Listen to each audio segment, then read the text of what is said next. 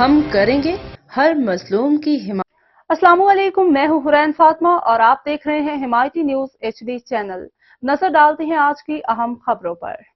Assistant commissioner وزیر آباد رب نواز چدھر نے میونسپل کمیٹی آفس گکھڑ میں تمام سٹیک ہولڈرز، تاجر یونینز، میڈیا کے نمائندوں، مقامی نمایاں شخصیات، MPA وقار چیمہ اور MC سٹاف کے ساتھ تفصیلی اجلاس منعقد کیا اور درج ذیل ہدایات جاری کی۔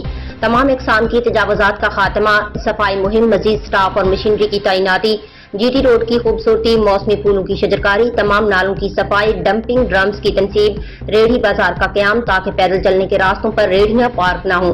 تمام دکان مالکان کو اپنی حدوں میں رکھنے کے لیے لائنیں کھینچی گئی۔ نقشوں کی منظوری کے حوالے سے وسیع مہم کے خلاف ورزی کی صورت میں فوجداری کارروائی کی جائے گی۔